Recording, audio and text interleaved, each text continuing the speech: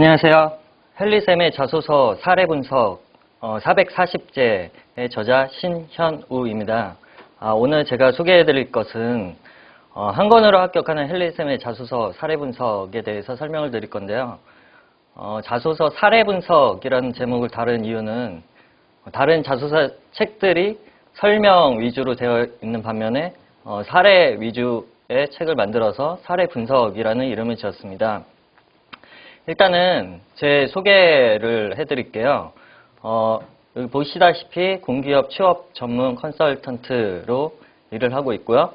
그 다음에 한국전력공사, 그 다음에 한국수력원자력, 한국공항공사 이렇게 세 군데에서 근무한 경험을 가지고 지금 컨설팅 업무를 하고 있습니다. 학생들이 주로 많이 모르는 부분이 회사에서 도대체 무슨 일을 하는지 잘 모르기 때문에 저는 주로 그 부분에 대해서 많이 학생들에게 알려주려고 노력하고 있고요. 자소서를 쓴다는 게 단지 그냥 글을 쓴다는 게 아니라 회사에 내가 업무를 어떻게 할 수 있는지에 대해서 보여주는 거기 때문에 글을 쓰는 거 이상으로 회사에 대해 알아야 되고 그 다음에 내가 할 일에 대해서 미리 파악을 하고 그 다음에 글을 써야지 다른 사람과 다른 글이 나올 수 있을 것 같습니다. 그래서 일단은 교재 구성을 파트 3개로 구분을 했습니다. 첫 번째 직업 기초능력, 두 번째 직무 수행 능력, 세 번째 인성 이렇게 세 부분으로 구분을 했습니다. 직업 기초 능력에서는 NCS 10개의 직업 기초 능력 중에서 7개 항목을 수록을 했고 직업 수행 능력에서는 3개 경력기술서, 그 다음에 교육기술서, 그 다음에 직무수행 계획서 이렇게 3개를 수록했습니다. 나머지 파트 3에서는 자기소개, 지원동기, 입사업 포부, 그 다음 학교생활 특기사항 이렇게 기존의 전통적인 자소서 항목들을 수록했습니다. 이렇게 수록한 이유는 최근에 NCS로 많이 교체가 됐기 때문에 주로 NCS 항목들을 수록을 했지만 예전에 그 기존 전통적인 자소서 항목들을 그대로 쓰는 회사들도 아직 있기 때문에 전체 포괄적으로 전부 수록을 했고 그 다음에 아직 전환이 안 된 NCS 부분으로 전환이 안 된 회사들도 앞으로는 NCS로 전환이 되는 추세이기 때문에 파트 3보다는 파트 2, 파트 1 이렇게 중요도 순으로 준비를 하는 것이 좋을 것 같습니다. 부록 부분에서는 그동안 자소서 항목에서 나온 것들을 전체적으로 전부 다 수록을 했고 그 다음에 경험 리스트를 수록을 해서 본인이 여태까지 했던 경험에 대해서 한번 정리해 볼 수 있는 그런 시간을 가질 수 있도록 만들었습니다. 본격적으로 자소서를 쓰음에 앞서서 작가들이 글을 쓸 때 제일 먼저 뭐를 하냐면 장르 선택을 먼저 합니다. 이게 소설을 쓸 것인지 시를 쓸 것인지 아니면 뭐 논설문을 쓸 것인지 뭐 에세이를 쓸 것인지 장르 선택을 해야 되는데 대부분의 자소서들이 장르 선택을 잘 못하는 경우가 많습니다. 어떤 경우가 있냐면 주로 설명문을 많이 써요. 그 자소서는 자기에 대해서 설명하는 글이 아니라 내가 회사에 어떤 능력이 있다, 회사에 들어가서 어떤 일을 할 수 있다를 설득하는 글이기 때문에 주로 설명문을 쓰면은 그거를 보는 입장에서 면접관들이 설득이 안 되겠죠. 그렇기 때문에 자소서의 장르를 먼저 생각을 하고 자소서는 설명을 하는 글이 아니라 설득하는 글이다 라는 컨셉을 먼저 잡고서 자소서를 써야지 올바른 자소서가 나올 수 있고요. 그 다음에 공기업과 사기업의 차이라고 하면은 공기업은 서류 전형에서 필터링이 없어요. 그래서 서류 전형에서 자소서를 확인을 하지 않아요. 자소서는 면접에서 활용하는 자료로 사용이 됩니다. 그렇기 때문에 자소서 가지고 서류에서 당락이 결정되는 게 아니기 때문에 이거는 인사 담당자가 보는 게 아니라 면접관이 본다는 생각을 가지고 자소서를 작성해야 되고 내 면접의 기초자료로 활용한다라는 생각을 가지고 해야지 올바른 자소서 작성이 있고, 그 다음에 면접에서도 내가 그 자소서를 가지고 면접을 볼 수 있기 때문에 좀 더 쉬운 면접이 될 수 있다고 생각합니다. 일단은 글을 쓰기에 앞서서 글에는 문학과 비문학이 있는데 문학에는 시, 소설, 수필이 있죠. 비문학엔 논설문, 설명문 등이 있어요. 수필은 감동을 위한 글이고 논설문은 설득을 위한 글이고 설명문은 설명을 하기 위한 글이죠. 그런데 대부분의 학생들이 수필을 쓰든지 아니면 설명문을 쓰든지 이렇게 장르부터 벗어났기 때문에 전체적인 컨셉이 맞지 않게 되고 또 뭐 시를 쓰거나 소설을 쓰는 학생들도 있어요. 그러니까 시를 쓴다는 게 시에는 비유를 많이 하잖아요. 그렇기 때문에 비유가 많이 들어가면 안 돼요. 이렇게 설득을 하기 위한 거에서는 비유보다는 아주 명확하고 구체적으로 작성을 해야지 설득이 되기 때문에 이렇게 막 화려한 비유, 뭐 무슨 사자성어를 쓴다거나 뭐 속담을 쓴다거나 뭐 이런 비유적인 표현을 많이 쓰면 글이 시나 뭐 이런 문학적인 글이 되기 때문에 가능하면 비유를 쓰지 말고 명확하게 그냥 구체적으로 밝히는 게 가장 좋습니다. 자소서 장르라고 하면 여기 수필과 논설문의 중간 어디쯤에 가 있어요. 자소서는 나에 대한 글이고 나에 대해 면접관들을 설득하는 글이기 때문에 수필과 논설문 그 중간 어디쯤에 장르로 써야 됩니다. 그러면 왜 이렇게 자소서에 대해서 회사에서 중요하게 생각하나? 아니면 뭐 자소서가 뭐 1000자, 뭐 1500자 이렇게 많이 써야 되는데 왜 이렇게 많이 써야 되나? 그 이유는 회사에 들어가면 글을 많이 쓰게 돼요. 그게 사무직이든 기술직이든 상관없이 뭐 보시다시피 뭐 기획안, 보고서, 계약서, 회의록, 보도자료, 뭐 공고문 제안서, 규정, 매뉴얼, 뭐 공사 시방서, 설계서 등 이렇게 많은 글을 써야 되는데 자소서 자기에 대한 글조차 못 쓰는 사람들이 가서 이런 거를 쓸 수 있을까요? 그렇기 때문에 회사에서는 본인에 대해 파악하려고 자소서를 쓰라고도 하지만 이 사람이 도대체 글을 어떻게 쓰나 확인하려고도 글을 쓰라고 해요. 그래서 자소서를 보면은 이 사람이 회사 들어와서 일을 어떻게 할지가 대충 파악이 됩니다. 어떤 구성이 하나도 안 돼 있는 사람도 있고, 그 다음에 뭐 맞춤법이 틀린 사람도 있고, 그 다음에 뭐 글의 내용이 정말 뭐 형편없는 사람도 있고, 그럴 경우는 회사 들어와서 이러한 일을 했을 때 그 사람이 문서를 어떻게 만들지, 이런 사람이 업무를 어떻게 할지가 대충 보이기 때문에 단지 뭐 자소서 면접용이 아니라 이 사람이 회사에서 일을 어떻게 할지, 문서를 어떻게 만들지가 보이는 그 증거 자료이기 때문에 일단은 자소서는 아주 신경 써서 만들어야 됩니다. 가장 모르는 부분이 직무 분석이에요. 도대체 이 회사 들어가면 무슨 일을 하는지 도대체 모르겠어. 다 그래서 뜬구름만 잡고 있잖아요. 그래서 직무 분석을 먼저 해야 됩니다. 일단 사무직, 기술직 이렇게 크게 나눠져 있는데 사무직에서는 법정, 상경, 해외 사업, 그 다음에 기술직에서는 토건, 기전, 뭐 전산, ICT 이렇게 크게 구분할 수 있고 사무직 밑에는 뭐 총무, 인사, 자재, 법무, 기획, 영업, 홍보, 재무, 그 다음에 해외 사업으로 구분할 수 있고 설계, 기술직에선 시공, 운영, 감독, 정비, 기술기획, 사업관리, 연구개발 이렇게 직무를 나눌 수가 있습니다. 본인들이 알아야 될 거는 사무직, 기술직이 아니라 이 세부 직무에 대해서 알아야 돼요.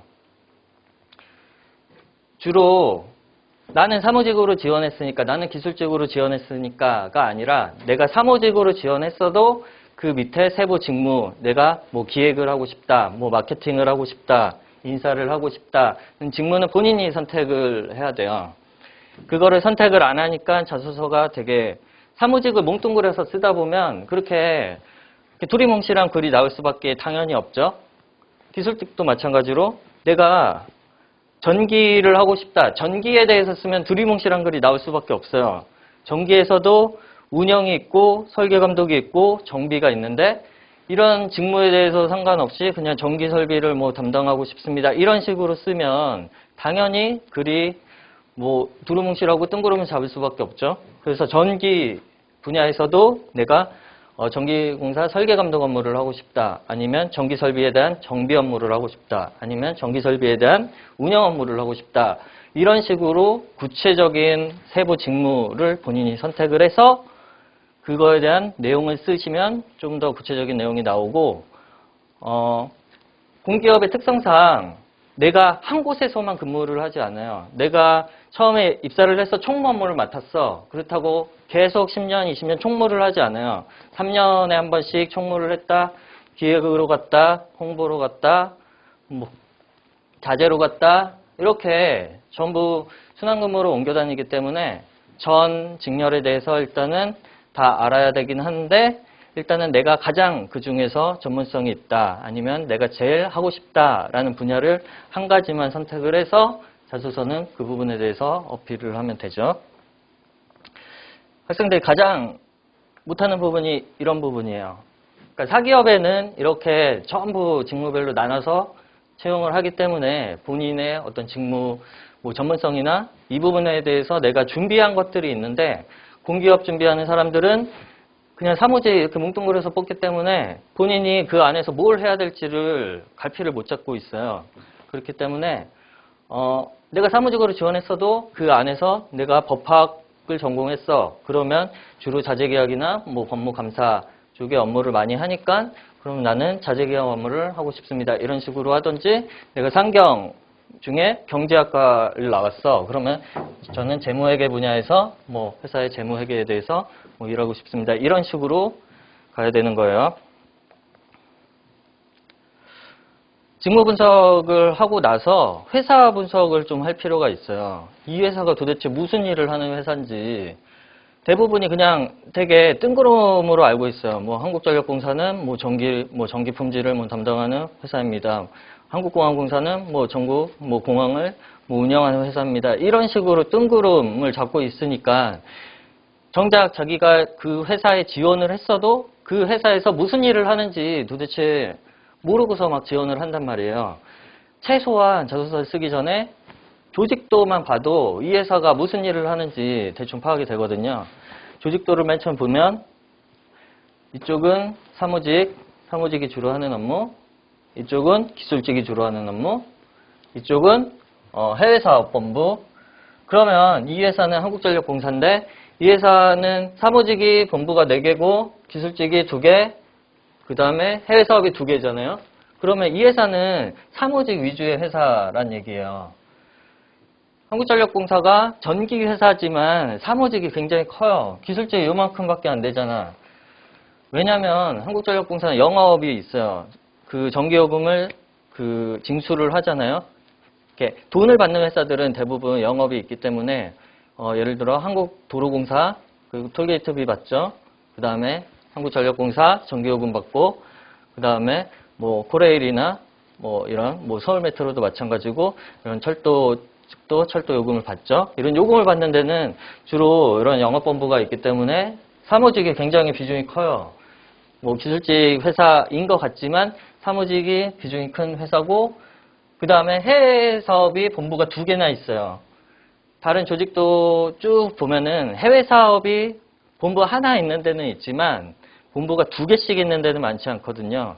그래서 한국전력공사는 해외 사업 본부가 2개 있는 걸로 봐서 해외 사업을 굉장히 치중을 하고 있는 회사다라고 파악을 할 수가 있죠. 예를 들어 해외 사업 본부가 따로 있고 원전 수출 본부가 따로 있어요. 아 그러면 얘네는 원전 수출에 대해서 굉장히 신경을 많이 쓰는 회사구나를 파악을 할 수가 있죠. 심지어는 국내 부사장, 해외 부사장 이렇게 나눠져 있어요. 그 해외 부사장이 있는 회사 거의 없어요. 그래서 내가 한국전력공사를 지원을 하면서 그러면 저는 한국전력공사의 해외 사업에서 뭐 원전 수출 업무를 해보고 싶습니다. 하면은 말이 되는 거죠. 그러면 자소서에 그런 얘기를 쓰면은 그게 납득이 되는 거예요, 면접관들이. 그래서 최소한 쓰기 전에 자소서 쓰기 전에 조직도라도 보고서 이 회사가 도대체 지금 무슨 일을 하는지 어떤 부분에 많이 신경을 쓰는지에 대해서 파악을 할 필요가 있습니다. 조직도만 봐도, 왜냐면 일을 하려면 조직이 있어야 돼요. 그러면 그 조직을 만들거든요. 그러면 조직도만 봐도 이 사람들이 이 회사가 어느 부분에 많이 신경을 쓰는지, 어느 부분에 일을 많이 하는지에 대해서 파악을 할 수 있게 되죠. 한수원이에요. 이거는 기획관리본부, 사무, 기술. 사무는 2개인데 기술은 3개예요. 그러면은 기술이 비중이 크죠. 그러면 한수원은 기술직 위주의 회사다. 이렇게 알 수가 있고, 또 한수원이 무슨 일을 하는 회사예요? 그러면 원자력 발전소를 발전을 한대. 그럼 맞는 얘기예요? 한국수력 원자력은 한국 수력과 원자력이 합한 거잖아요. 그러면 원자력 발전을 하고 수력 발전을 한대. 그러면 그게 맞는 얘기인지 조직도를 보면은 알 수가 있어요. 건설본부가 있어, 특이하게. 그 다음에 발전본부가 있고 원자력본부들이 있어. 그럼 원자력 하는 거 맞죠? 그 다음에 수력본부가 있는데 수력이 굉장히 조금이에요. 밑에 발전소들이 있긴 하지만 수력의 비중이 굉장히 작아요. 한수원 같은 경우는 전체 직원이 10,000명 정도인데 수력은 한 300명 정도, 한 3% 정도 비중이기 때문에 수력 원자력이긴 하지만 수력을 하고 원자력을 합니다 라는 표현보다는 건설본부가 굉장히 비중이 크잖아요. 왜냐하면 얘네들은 원자력 발전소 건설을 하기 때문에 건설본부가 굉장히 커요. 그러면 수력을 하고 원자력을 하는 회사입니다 라기보다는 원자력 발전소를 건설을 하고 운영을 하는 회사입니다 라고 하는 게 훨씬 더 맞는 표현이에요. 그러면 내가 자소서를 쓸 때도 저는 수력을 하겠습니다 이렇게 쓰면은 안 돼요. 그 3%밖에 안 된다고 했죠, 비중이. 그렇기 때문에 저는 원자력발전소 건설본부에서 원자력발전소 건설 업무를 해보고 싶습니다. 이런 식으로 써야지 그걸 보는 면접관들이 타당하다고, 얘는 우리 회사에 대해 좀 아는구나 라고 느끼는 거죠. 마찬가지로 이건 한국공항공사인데 이만큼이 사무직, 이만큼이 기술직이에요. 이만큼이 사무직 엄청 커요. 그 다음에 이만큼이 기술직. 이거는 사무직이 주로 많은 회사구나를 알 수 있고, 그 다음에 특이한 거는 뭐냐면 항공조종인력 양성팀이 있고 항공산업 지원 사업팀이 있고 신항공기획팀이 있어요. 이거 모르는 사람도 있겠지만 한국공항공사 조금 아는 사람들, 이건 3개는 새로운 사업이에요. 그럼 얘네가 지금 뭐 하고 있나를 보려면 조직도만 봐도 이게 없었던 게 생겼잖아요. 그러면 이제 얘네가 이런 걸 하려고 하는구나를 알 수가 있죠. 그러면 내가 항공조종 인력 양성 사업팀이 새로 생긴 걸로 알고 있습니다. 항공인력 양성 사업팀에서 조종사 양성 조종사 인력을 양성하는 일을 해보고 싶습니다 하면은 이 사람들이 얘는 우리 회사에 대해 좀 아는구나 라고 파악이 되는 거죠. 공기업에서 뭘 하는지 도대체 모르겠어. 친구한테 물어봤는데, 공기업 다니는 친구한테 물어봤는데 걔도 잘 모르겠대. 별로 하는 일이 없대. 대부분 그렇게 대답하죠. 그럼 그냥 설비 점검하고 운영하고 관리하고 이래. 그것만 듣고서는 알 수가 없잖아요. 도대체 공기업이 뭘 하는지. 청년 인턴을 해보신 분들은 그래도 대충 옆에서 보긴 봤으니까 대충은 아는데 그래도 정확하게 몰라요. 3개월 동안 4개월 동안 근무를 했어도 내 부서에서만 있었기 때문에 다른 부서에서 다른 사람들이 어떤 일을 하는지 도대체 알 수가 없어요. 그래서 3개월, 4개월 꽤 긴 기간이잖아요. 내 팀에만, 내가 청년 인턴 한다고 내 팀에만 있는 게 아니라 다른 팀이 무슨 일을 하는지 궁금하면 찾아가서 물어보고 이렇게 좀 파악하려는 노력을 좀 해야 될 것 같아요. 굳이 그냥 3개월 동안 4개월 동안 가서 시간 낭비하느니 좀 다른 팀이 무슨 일을 하고 어떤 업무가 있고 프로세스가 어떻게 돌아가고 이런 것들을 좀 알아야 그게 자소서에 다 녹아 들어가는 건데 어떤 일을 하는지 전혀 모르니 자꾸 뜬구름만 잡잖아요. 그래서 이게 전부 프로세스예요. 이것만 알면 공기업이 하는 모든 일에 대해서 알 수가 있어요. 일단은 연말이 되면 사업 계획을 해요. 한 10월, 11월쯤 되면, 11월은 좀 늦고 한 10월쯤 되면 내년도 사업 계획을 짜요. 내년도 어떤 사업을 할지, 어떤 일을 할지에 대해서 각각의 직원들에게 본인이 내년도 할 일에 대해서 내라고 해요. 그러면 내 할 일은 내가 내는 거예요. 누가 나한테 시키는 게 아니야. 그러면 내 할 일을, 내년도 내 할 일을 내가 찾아서 사업 계획을 내는 거예요. 그러면 그걸 취합해서 그거는 기술직이든 사무직이든 다 마찬가지고 그거를 취합해서 이제 본사로 올리겠죠. 그럼 본사 기획부서에서 그거를 모아서 이제 정부 기획재정부로 올려요. 그러면 기획재정부에서 그 승인이 떨어지면 이제 예산이 떨어지는 거죠. 그러면 내년도 사업이 확정이 되는 거예요. 그러면 내 일은 내가 찾아서 하는 거예요. 내 사업은 내가 찾아서 하는 거예요. 그 여기에서 본인의 능력이 결정되는 거예요. 내가 내년도 할 일이 없어. 나는 2개밖에 안 냈어. 누구는 뭐 5개, 6개 냈어. 그럼 너는 이렇게 할 일이 없어? 뭐 할 건데? 2개밖에 안 할 거야? 이렇게 된다는 거죠. 그럼 팀장이 5개, 6개 낸 사람 거를 중에서 제일 뭐 그냥 하찮은 거 하나 가져다가 너 이거라도 해. 할 거 없으면 이렇게 주는 거죠. 그럼 본인의 그런 평판이나 이런 뭐 능력이나 그런 것들이 거기서 결정이 되는 거예요. 그래서 자소서 항목 보면은 문제의식 부분이 굉장히 많아요. 문제의식, 어떤 부분에 대해 문제의식을 느꼈는지, 뭐 새로운 문제에 대해서 내가 해결했던 경험, 뭐 새로운 문제에 대해서 기존의 방법과 다른 방식으로 해결했던 경험, 이런 항목들이 많은데 그런 것들이 다 이런 것들에서 파생이 되는 거죠. 그거를 보고 새로운 문제에 대해서 문제의식을 잘 느끼는 사람들은 자기의 일을 잘 찾아요. 내가 내년에 뭘 해야 되겠구나. 내가 내년에 이 뭐 프로젝트를 바꿔야 되겠구나. 내가 내년에 이 지금 타올을 바꿔야 되겠구나. 이렇게 자기가 일상생활 속에 근무를 하면서 미리미리 파악을 해두죠. 내년에, 저게 내년에 필요하구나. 이런 식으로. 그런데, 그냥 뭐 아무 생각 없이 회사 다니는 사람들은 그런 게 하나도 안 보여요. 그래서 할 일이 없대, 맨날. 다른 사람은 되게 바쁜데. 공기업은, 사기업과 좀 달라요. 공기업은 누가 이렇게 막 시키지 않아요. 뭐 팀장이 이거는 뭐 이 대리는 이거 하고, 뭐 이 과장은 이거 하고, 너는 이거 하고, 이렇게 나눠주지 않아요. 아무도 안 해. 자기 일은 자기가 찾아서 하는 거예요. 그리고 사업계획이 확정이 됐으면 그 다음에 설계를 해야 돼요.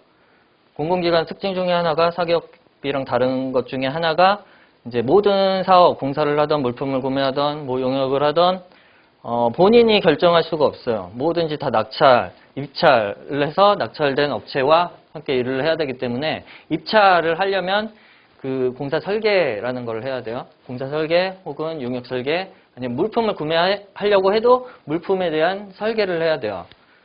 예를 들어 내가 노트북을 하나 사고 싶어요. 그 노트북을 내가 나는 이거 삼성 거 사고 싶어. 이렇게 할 수가 없는 거예요. 그러면 내가 노트북을 사고 싶으면 노트북에 대한 뭐 내가 필요한 스펙 같은 거를 쭉 적어서 그게 설계를 한다고 하는 거예요. 그거 쭉 적어서 그거를 입찰을 붙여요. 그러면 삼성이 됐던 LG가 됐던 뭐 삼보가 됐던 자기가 그 사양을 충족시킬 수 있는 뭐 노트북 제조 회사들이 이제 입찰을 들어오죠. 그러면 입찰 결과 낙찰이 된 업체의 제품이 들어오게 되죠. 내가 만약에 삼성을 의도하고서 했는데 삼성께 안 들어올 수도 있어요. 그래서 이 설계를 잘해야 된다는 거예요. 내가 의도한 대로 이게 공사가 됐던 용역이 됐던 물품이 됐던 의도한 대로 들어오게 하려면 내가 설계를 아주 잘 해야 되죠. 그렇게 설계가 끝났으면 입찰을 하고 그 다음에 계약을 하게 되죠. 입찰과 계약은 이쪽 자재계약 파트에서 하게 되죠. 그 다음에 입찰이 됐어. 업체가 들어오면 그 다음에 물품이나 용역이나 공사가 됐던 이제 그 부분에 대해 내가 설계를 했던 사람이 이제 감독을 하게 돼요. 만약에 예를 들어 이 프로젝트를 설치하러 왔어. 업체에서. 그러면 프로젝트가 내가 설계한 대로 잘 왔는지 검수를 해야 되고 그 다음에 내가 설계한 대로 이게 잘 설치가 됐는지 그 다음에 감독을 해야 돼요. 그래서 감독, 설계 업무, 그 다음에 감독 업무를 해야 되죠. 그 공사가 끝났어. 뭐 용역이 끝났어. 아니면 물품이 뭐 납품이 끝났어. 그러면 그거에 대해 검사를 해야 돼요. 물품은 검수를 해야 되고 그 다음에 공사나 용역에 대해서는 검사를 해야 돼요. 그 이게 잘 됐는지, 그래 잘 됐어. 그러면 내가 사인을 하면 그 내 일 하나가 이제 완료가 되는 거예요. 그러면 다시 여기 재무회계부서로 넘어가서 재무회계부서에서 내가 사인을 하면 재무회계부서에서 대금은 지불을 해줘요. 업체에다가. 그러면 나는 요 설치한 거에 대해서 운영이나 정비하는 부서가 따로 있으면 운영이나 정비하는 부서로 인수인계를 해주게 되죠.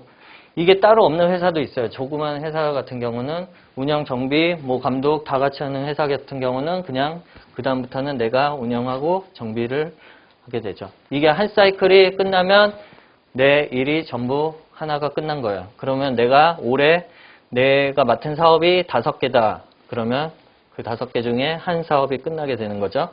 이렇게 1년에 내가 사업 계획을 뭐 5개를 냈어. 그러면 5개에 대해서 내가 올해 사업에 대해서 일정 관리도 내가 하고 뭐 예산 관리도 내가 하고 다 내가 짜는 거예요. 일정도 다 내가 짜요. 내가 하반기 바쁠 것 같아. 그러면 상반기 다 몰아낼 수도 있어요. 하반기에 조금 이렇게 여유 있게 하고 상반기에 뭐 어떤 교육이나 뭐 파견이나 어떤 일로 바빠. 그러면 그걸 다 일정을 하반기로 몰아넣을 수도 있죠. 처음부터 다 내가 하는 거야. 내일도 내가 찾죠. 누가 주지 않아요. 그리고 일정 관리도 내가 하죠. 그리고 뭐 예산이나 뭐 공사나 공사감독이나 다 내가 하는 거예요.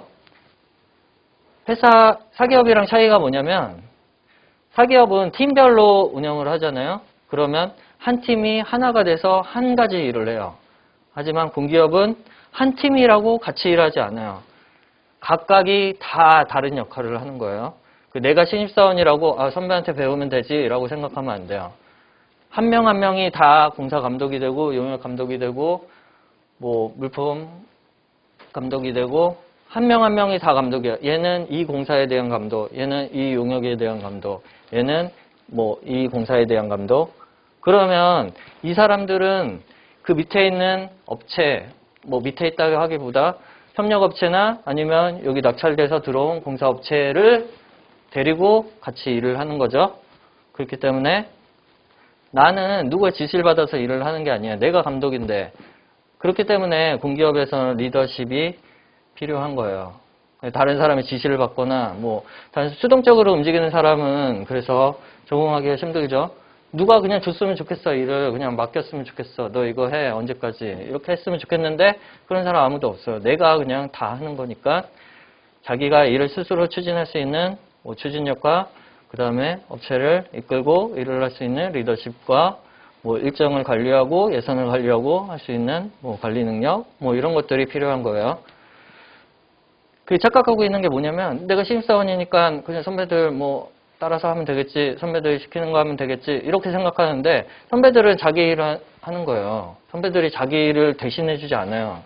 네 일은 네 일이고 내 일은 내 일이지 어떻게 내 일을 하면서 물론 후배들 챙겨주긴 하지만 다 스스로 해야 되는 거예요. 그래서 이 프로세스를 이해를 하면 그럼 공기업에서 어떤 사람이 필요할까에 대해서 감이 오잖아요. 그러면 자소서를 쓸 때도 이제 그런 내용을 쓰면 가장 좋죠. 예를 들어 내가 계획을 하고 그 다음에 내가 설계를 하고 공사를 해서 그 다음에 결과를 내잖아요. 이런 일련의 과정을 다 거친 내용을 쓰는 게 가장 좋아요. 그냥 뭐 거창한 것이 아니더라도 동아리 활동을 하면서 내가 어떤 뭐 행사 계획을 해서 그 다음에 그 행사를 설계를 하고 그 다음에 행사를 추진을 해서 그로부터 뭐 어떤 결과를 낳았다. 근데 행사를 추진함에 있어서 내가 혼자 하면 안 돼요. 누군가와 같이 해야지.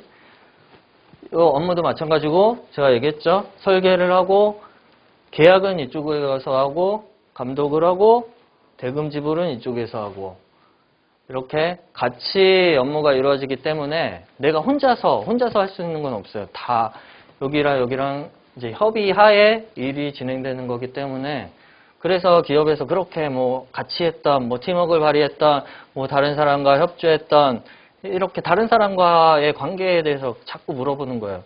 이게 관계가 되게 안 좋은 사람들이 되게 많아요. 회사에 실제로도. 그러면 그런 사람들은 이렇게 업무 협조가 잘 안 된단 말이에요.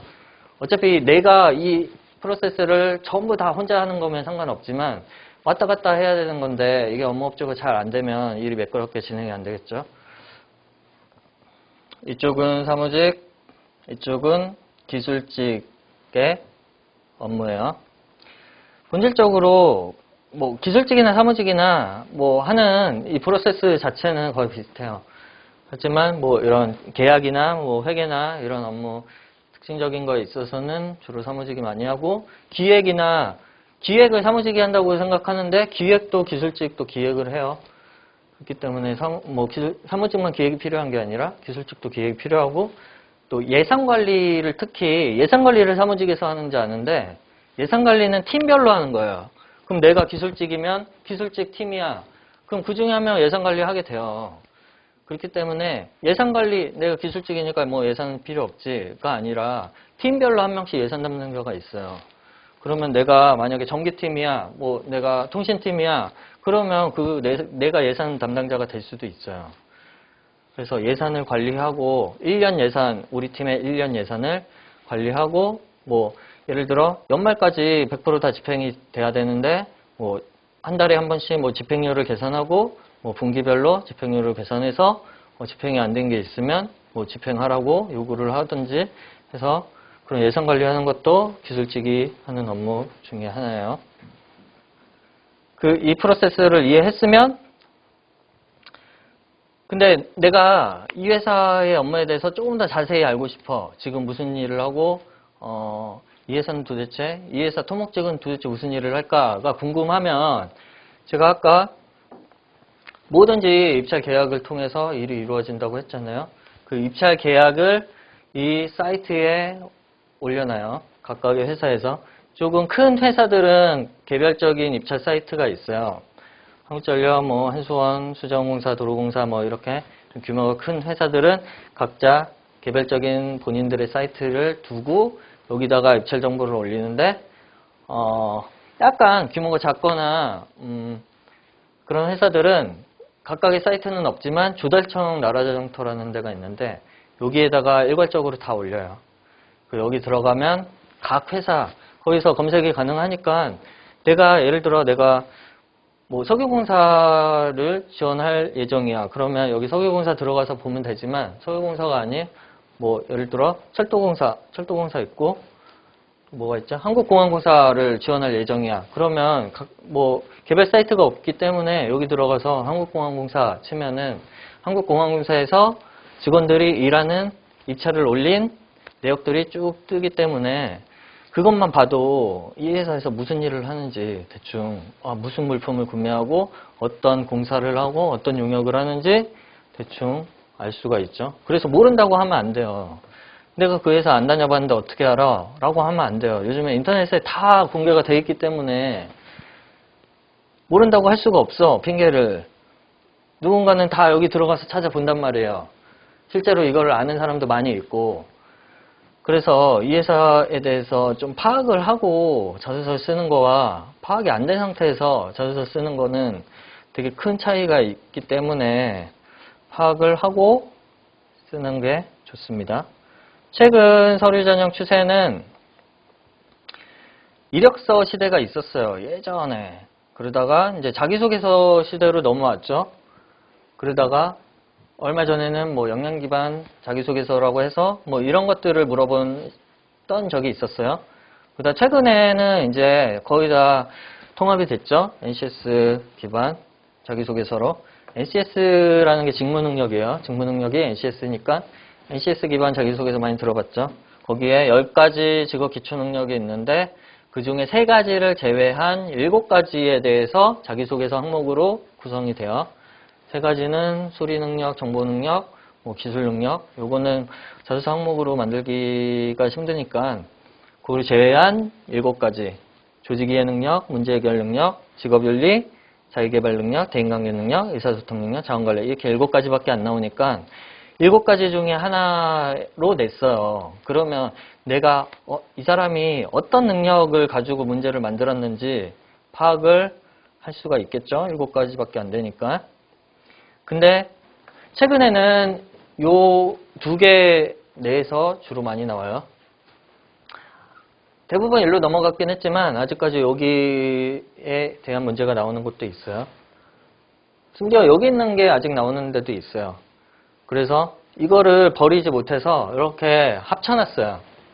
예를 들어 뭐 지원 동기 이렇게 한 문제, 뭐 문제 해결 능력, 대인관계 능력 뭐 2문제, 뭐 이런 식으로 아니면 뭐 지원 동기랑 입사 포부 한 문제, 뭐 도전 정신 하나, 문제 해결 능력, 자기 개발 능력 이렇게 혼합해서 만든 데도 있고 하지만 대부분은 다 이쪽으로 가는 추세이기 때문에 지금 시작하는 사람들은 이쪽부터 준비하는 게 가장 좋죠.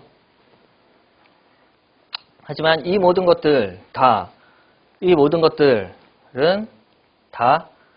경험을 바탕으로 쓰라고 돼 있어요. 경험이 중요한 거예요. 그래서 경험이. 자소서 항목이 경험을 쓰라는 게 대부분이에요. 예전에는 생각을 쓰라고 그랬어요.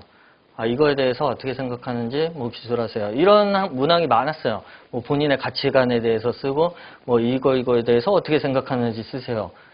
뭐 어떻게 생각합니까? 뭐 이런 문항이 많았는데 최근에는 생각을 쓰라는 게 하나도 없어요. 다 경험이에요. 뭐 했던 경험을 쓰세요. 뭐 문제를 해결했던 경험을 쓰세요. 뭐 갈등을 해결했던 경험을 쓰세요. 뭐 누군가 설득했던 경험 쓰세요. 다 경험이니까 경험이 없으면 자소서 쓸 게 없어요. 내가 대학교 때 공부만 열심히 했어. 그러면 쓸 게 아무것도 없을 거예요, 아마. 그래서 공부는 이 직업 기초 능력 중에 하나예요. 공부가 다가 아니에요. 이게 10가지 기초 능력이 있는데 그 중에 뭐 공부는 10가지 중에 뭐 자기개발 능력 뭐 이 정도에 포함이 돼요. 그 자기개발 능력도 그 중에 일부죠. 자기개발 능력 중에서도 뭐 학습 능력 뭐 이 정도의 비중을 차지하는데 그게 전부인 것처럼 대학생 4년 동안 이렇게 보냈기 때문에 다른 능력이 아무것도 없어. 대인관계 능력도 없고 뭐 의사소통 능력도 없고 자원개발 능력도 없고 자원관리 능력 아까 제가 얘기했죠. 예산관리 기술직이라고 예산관리 안 하는 거 아니다. 일정관리 감독이 알아서 다 한다. 그 다음에 예산관리하고 그 다음에 인력관리 그 협력업체나 아니면 공사업체들 내가 이끌고 일을 해야 되기 때문에 인력관리 다 하죠. 그리고 뭐 자재나 이런 것들도 내가 다 구매를 하기 때문에 자재관리도 해야 되고 그렇기 때문에 자원관리가 필요한 거예요. 그러면 내가 학생 때 어떻게 자재관리를 해? 뭐 인력관리를 어떻게 해? 라고 생각하면은 안 되죠. 동아리 활동만 하더라도 뭐 후배도 있고 동기도 있고 내가 회장이야. 그러면 그 인력을 내가 관리할 수 있죠. 행사를 하거나 뭐 동아리 행사를 하거나 그러면 인력들을 배치하고 뭐 이런 거 내가 할 수 있잖아요. 아르바이트를 하더라도 아르바이트 좀 연수가 되면 뭐 매니저를 하거나 이럴 수 있잖아요. 그러면 그 밑에 있는 뭐 아르바이트생들을 내가 관리를 할 수가 있게 되죠. 그러면 그런 것들이 다 자원관리잖아요. 이런 경험들이 필요하다는 거죠. 근데 뭐 공부만 한 사람은 당연히 경험이 없으니까 쓸 게 없죠. 역량 기반 자기소개서는 이런 것들을 많이 물어봤어요. 그러면 도전적인 목표를 세우고 성취했던 경험, 이거 도전 정신이죠. 이런 식으로 물어보는 항목에 대해 그 의도가 다 있어요. 본인의 전문 지식과 능력을 습득하기에 노력했던 경험이 전문성이죠. 이런 식으로 역량 기반 자기소개서가 있었는데 이게 이제 NCS로 바뀌면서 이렇게 바뀌었어요. 근데 자세히 보면 본질적으로 거의 비슷해요. 요거를 그냥 여기다가 이렇게 매칭을 시킨 거거든요. 그래서 예전에 역량 기반 자기소개서 익숙한 사람들은 여기에서 여기로 넘어와도 크게 뭐 달라진 게 없으니까 그 대신 경력기술서, 경험기술서 요 2개가 포함이 됐어요. 그러면 내가 경력이 없거나 경력이라는 거는 내 직무 분야에 대한 경력이에요. 그러면 내 직무 분야에 대한 경력이 없거나 아니면 직무 분야에 대한 경험이 없거나 이러면 쓰기가 힘들죠. 최근에는 경력 및 경험기술서 이렇게 2개 합쳐서 경력이 있는 사람 경력 쓰고 경험이 있는 사람 경험 쓰게 바뀌었어요. 그렇기 때문에 내가 사무직으로 지원한다. 그때 내 직무를 일단 선택을 하고 내가 뭐 자제를 하고 싶어, 뭐 회계를 하고 싶어, 아니면 기획을 하고 싶어. 그러면 직무는 내가 선택을 하고 그 직무에 대한 경험을 하던 경력을 쌓던 둘 중에 하나는 꼭 해봐야 되는 거죠. 그게 없다면 요 직무기술서 쓰기가 되게 힘들게 되죠. 주 항목은 이게 다예요. 굉장히 심플해요. 경력기술서, 경험기술서 이거 하나로 나오고 그 다음에 교육기술서를 쓰라는 데도 있어요. 내가 그동안 받았던 직무 관련된 교육에 대해서 기술을 하세요. 이렇게 쓰라는 데가 있고 그 다음에 직무 수행 능력에 대해서 쓰라는 데도 있어요. 그래서 직무 수행 능력은 이렇게 크게 네 가지로 구분할 수 있고 그 다음에 기급 기초 능력은 아까 말씀드린 7가지 요 외에는 나오지 않으니까 다 여기 요 안에서 나와요. 문제를 만들 때 일단은 능력, 기초 능력부터 선택을 하고 그 다음 문제를 만들기 때문에 요 안에서 다 해결이 돼요. 이것만 내가 잘 파악할 수 있으면 아 이게 무엇을 물어보는 거다라는 내용을 알 수 있게 되죠. 지금까지 그 직무 분석과 회사 분석을 어떻게 해야 되고 그 다음에 자소서 항목들 도대체 자소서에 어떤 항목들이 있는지에 대해서 정리를 해서 알아봤습니다. 크게 이것만 기억하면 돼요. 직무 수행 능력, 그 다음에 직업 기초 능력. 그러면 직무 수행 능력엔 주로 경력 기술서, 경험 기술서. 그 다음에 직업 기초 능력에는 요 7가지만 기억을 하시고 대학생 저학년들 같은 경우는 미리미리 이런 항목을 확인을 해보고 4학년 막 4학년 2학기 돼서 그때서야 막 이런 거를 쓰려고 하다 보니까 내가 이런 경험이 하나도 없잖아요. 그때 가서 준비를 하려고 하다 보니까. 그래서 최소한 3학년 때부터는 내가 4학년 때 취업을 하기 위해서는 자소서에 어떤 내용을 써야 되는지 이런 내용을 써야 되는데 그러면 어떤 경험을 해야 되는지에 대해서 조금 생각을 해보고 그 다음에 좀 장기적인 계획 하에 경력을 하고 싶으면 경력을 해보고 뭐 경험을 해보고 싶으면 경험을 해보고 또 이런 능력 중에 내가 부족한 능력이 뭔지 자원관리 능력 같은 경우는 내가 억지로 인위적으로 내가 만들지 않으면 이거 같은 경우는 크게 일상생활 속에서 하기 힘든 경험이기 때문에 뭐 대인관계 능력도 마찬가지고 내가 사람들을 잘 만나기 싫어하는 성향이야. 그러면 대인관계 능력 해봤던 게 없잖아요. 하다못해 아르바이트를 하면서 뭐 고객을 응대했던 경험도 없기 때문에 대인관계 능력을 쓰라고 하면 쓸 것들이 없단 말이에요. 그래서 저학년인 경우는 이런 항목들을 조금 미리미리 파악을 해서 내가 이런 경험을 해봐야 되겠구나 생각을 하고 뭐 고학년인 경우에는 뭐 어쩔 수 없이 뭐 이제 와서 이거를 할 수는 없으니까 내가 했던 경험이라도 잘 정리해서 가장 부합한 경험을 자소서에 기입하면 되겠습니다. 지금까지는 자소서 작성이 아니라 자소서 작성하기 위한 전 단계로 직무 분석을 하고 회사 분석을 하고 도대체 회사에서 무슨 일을 하는지 그리고 어떤 일을 하는 사람이 필요한지에 대해서 알아봤고 다음 파트부터는 실제로 자소서를 작성하기 위한 과정, 스텝, 4가지 스텝으로 구분을 했는데 그 4가지 스텝에 대해서 알아보도록 하겠습니다.